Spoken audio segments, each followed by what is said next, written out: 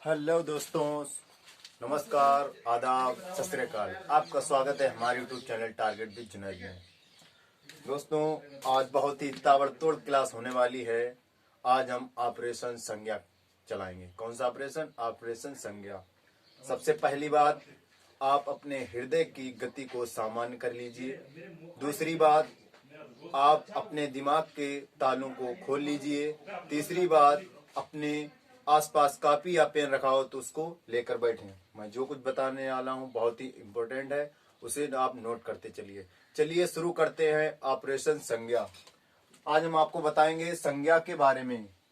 संज्ञा क्या होती है, संज्ञा के प्रकार, संज्ञा और संज्ञा के प्रकार।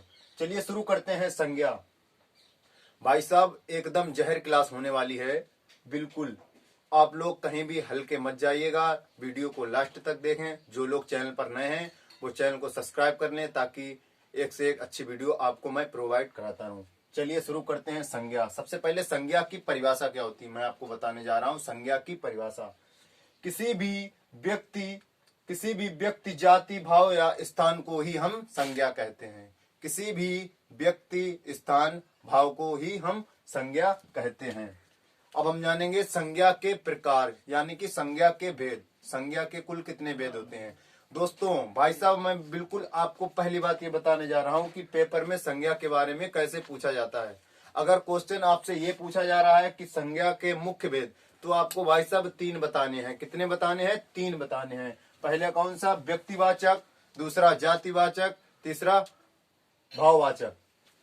3 बताने हैं। अगर पेपर में ये पूछा जा रहा है कि संज्ञा के मूलतः भेद कितने हैं, संज्ञा के मूलतः भेद कितने हैं, तो आपको भाई साहब कितने बताने हैं? तो आपको तब भी 3 बताने हैं। कितने बताने हैं? 3 बताने हैं। संज्ञा के मुख्य भेद और संज्ञा के मूलतः भेद, तो आपको 3 बताने हैं। अगर आपसे पेपर में ये पूछ दे क्वेश्चन कि संज्ञा के कुल कितने भेद होते हैं, तो आपको भाई साहब कितने बताने हैं? तो भाई साहब 5 बताने हैं। आपको कितने बताने हैं? 5 बताने हैं। कौन कौन से? व्यक्तिवाचक, जातिवाचक, भाववाचक, और चौथा होता है द्रव्यवाचक, पांचवा होता है समूह या समुदायवाचक। चलिए दोस्तों, ऑपरेशन संज्ञा चालू हो चुका है। सबसे पहले पोस्टमार्टम हम किस संज्ञा का करेंगे? सबसे पहले जानेंगे हम व्यक्तिवाचक संज्ञा के बारे में। आप कहीं भी हल्के मत जाइए। अगर आपने ये वीडियो पूरी अंत तक देख ली तो मैं आपसे दावा कर रहा हूं, अगर आपने इसे समझ लिया तो आप जीवन में कभी संज्ञा को भूल नहीं सकते। भाई साहब, भूल नहीं सकते। व्यक्तिवाचक संज्ञा जानेंगे। व्यक्तिवाचक संज्ञा के बारे में क्या होती है व्यक्तिवाचक संज्ञा? जिस शब्द से विशेष व्यक्ति वस्तु स्थान का बोध हो। क्या परिभाषा बताया मैंने? जिस शब्द से विशेष व्यक्ति वस्तु स्थान का बोध हो, कौन सी संज्ञा कहलाती है भाई साहब? व्यक्तिवाचक संज्ञा कहलाती है। कौन सी संज्ञा कहलाती है? व्यक्तिवाचक संज्ञा कहलाती है। बहुत ही ताबड़तोड़ क्लास होने वाली है, एकदम कतई जहर क्लास होने वाली है। आप लोग अंत तक वीडियो को जरूर देखें भाई साहब। व्यक्तिवाचक संज्ञा, जिस शब्द से विशेष व्यक्ति वस्तु स्थान का बोध हो, कौन सी संज्ञा कहलाती है? व्यक्तिवाचक संज्ञा कहलाती है। इसके उदाहरण मैं आपको बता दूं। गंगा, पहला उदाहरण मैंने इसका क्या लिया? गंगा। भाई साहब, आपके दिमाग में एक चीज गूंज रही होगी कि इन्होंने गंगा क्यों ले लिया, ये तो एक नदी है। नदी तो है, मैं ये मान रहा हूं नदी है, मगर यहाँ पर हमने इसका नाम ले लिया। क्या नाम ले लिया? गंगा नाम ले लिया। वैसे तो भारत में बहुत सारी नदियां हैं, आप जानेंगे कौन सी नदी बता रहे हैं।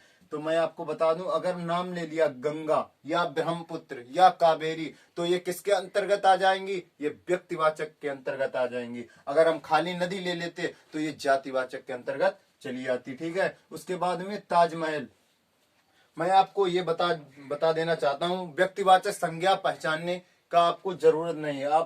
आपका माइंड जो है कहीं घूम फिर के एक स्थान पर रुक जाए आके, तो आप समझ लिए यहाँ पर व्यक्तिवाचक संज्ञा है। क्या संज्ञा है? व्यक्तिवाचक संज्ञा है। जैसे मान लिया ताजमहल, अगर आप तो दिमाग में अगर है, ताजमहल कहाँ पर स्थित है? ये आगरा में स्थित है। भाई साहब, कहाँ पर स्थित है? आगरा में स्थित है। तो आपका माइंड चल फिर के कहाँ पे आ गया? आगरा में आ गया। क्या? आगरा में। ताजमहल कहाँ है? आगरा में है। उसके बाद में हम ले लेते हैं रामायण। रामायण, आप तो कहेंगे ये पुस्तक है, ये व्यक्तिवाचक के अंतर्गत कैसे आ गई? अगर मान लिया हम यहाँ पर ले लेते पुस्तक, ले लेते पुस्तक, तो ये किसके अंतर्गत चली आती? तो ये जातिवाचक के अंतर्गत चली आती। रामायण लिए, आपके दिमाग में चला होगा कि रामायण ये तो ग्रंथ है। अगर यहाँ पे हम रामायण की जगह पे ग्रंथ लिख दिया, मान लिया हमने ग्रंथ लिख दिया यहाँ पर, ठीक है, तो ये किसके अंतर्गत चली आएगी, ये जातिवाचक के अंतर्गत चली आएगी। इसीलिए मैंने यहाँ पर क्या लिया, रामायण। ये आपका मान चला हुआ, इसमें राम सीता जी का वर्णन है, ठीक है, बिल्कुल। तो आप ये उदाहरण किसके अंतर्गत गया, रामायण किसके अंतर्गत जाएगा, व्यक्तिवाचक के अंतर्गत जाएगा, ठीक है। ये हो गई मेरी व्यक्तिवाचक संज्ञा। इसके बाद में दोस्तों आने वाली है कतई जहर संज्ञा, बहुत ही पूछी जाती है। कौन सी, जातिवाचक संज्ञा। जातिवाचक संज्ञा, इसे हम जानेंगे जातिवाचक संज्ञा क्या होती है। चलिए शुरू करते हैं आज की क्लास। संज्ञा के बारे में मैंने आपको बता दिया है और व्यक्तिवाचक संज्ञा भी बता दी है। जातिवाचक संज्ञा आप जानेंगे। कौन सी संज्ञा जानेंगे, जातिवाचक संज्ञा। जिस शब्द से किसी जाति के सभी प्राणियों का अथवा वस्तुओं का बोध हो। जिस शब्द से किसी जाति के प्राणियों अथवा वस्तुओं का बोध हो, कौन सी संज्ञा कहलाती है, जातिवाचक संज्ञा कहलाती है। कौन सी संज्ञा कहलाती है, जातिवाचक संज्ञा कहलाती है। इसका उदाहरण आपको बता दूं, नदी। आप पिछली व्यक्तिवाचक संज्ञा से समझ गए होंगे मैंने यहाँ पर नदी क्यों लिया, क्योंकि अगर यहाँ पे हम नाम वाली कोई नदी ले लेते, जैसे कावेरी ले लेते, तो ये किसके अंतर्गत चली आती, ये व्यक्तिवाचक के अंतर्गत चली आती। तो मैंने यहाँ पर कौन सा नाम लिया है, नदी ली है, ये हमारी जातिवाचक संज्ञा है। उसके बाद में हम आपसे बता देते हैं पर्वत।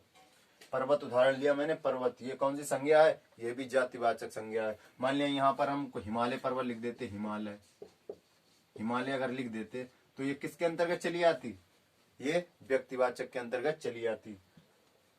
उसके बाद में मैंने लिया कुत्ता आदि, ठीक है, कुत्ता आदि। नदी जो है व्यक्ति जातिवाचक संज्ञा है, पर्वत जो है जातिवाचक संज्ञा है, कुत्ता बिल्ली कुछ भी है, ये मतलब और उदाहरण होते हैं, ठीक है, ये किसके अंतर्गत चले जाएंगे, ये जातिवाचक के अंतर्गत चली जाएंगी। उसके बाद में हम जानेंगे तीसरे नंबर पर कौन सी संज्ञा है, भाववाचक संज्ञा। कौन सी है, भाववाचक संज्ञा। जो शब्द किसी चीज या पदार्थ की अवस्था, दशा या भाव का बोध कराते हैं। जो शब्द किसी चीज या पदार्थ या अवस्था, दशा या भाव का बोध कराए, कौन सी संज्ञा कहलाती है बच्चा, भाववाचक संज्ञा कहलाती है।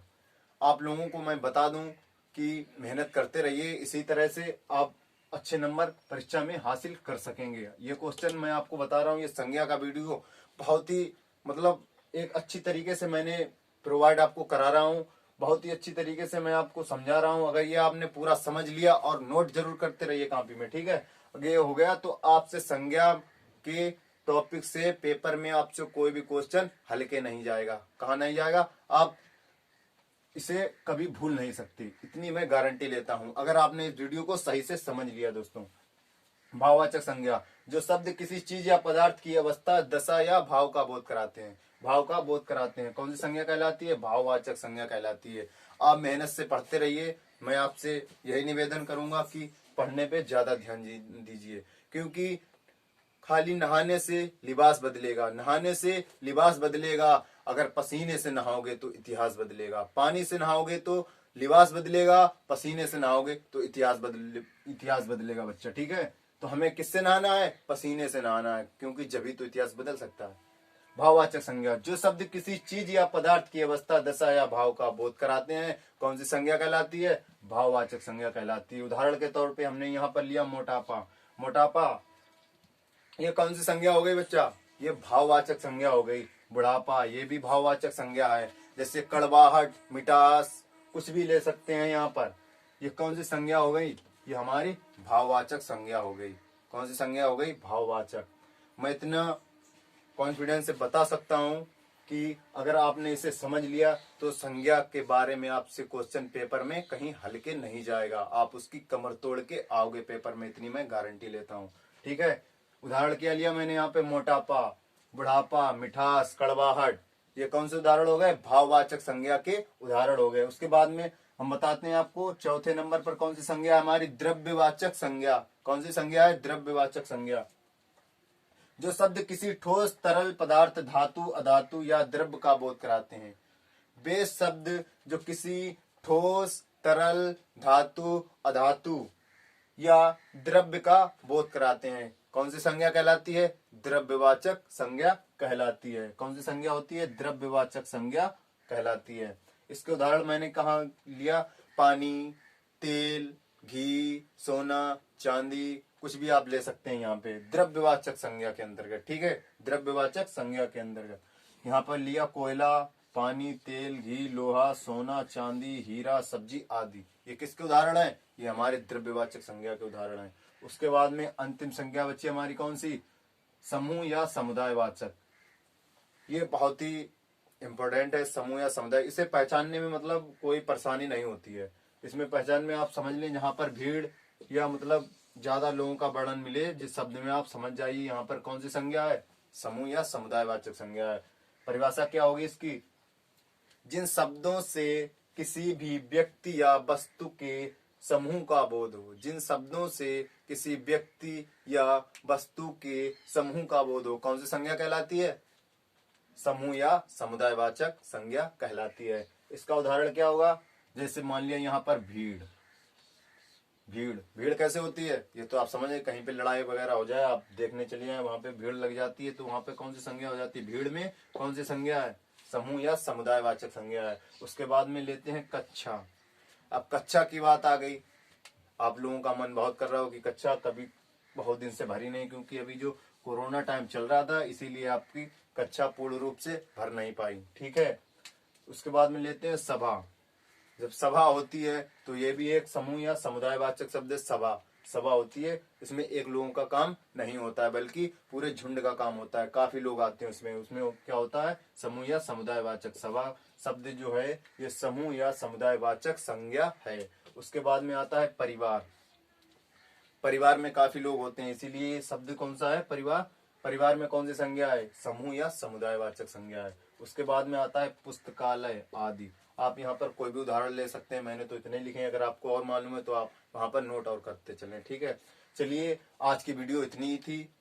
भाई साहब, मैं आपको एक और बात बताने जा रहा हूँ कि अगर आपने ये मैंने जो कुछ भी पढ़ाया है, इसे आपने अगर नोट कर लिया है, अगर 1-2-3 बार वीडियो आप और देख लें, तो ये मतलब आपका टॉपिक जो है एकदम क्लियर हो जाएगा। क्लियर हो जाएगा। आप पेपर में इससे आपसे क्वेश्चन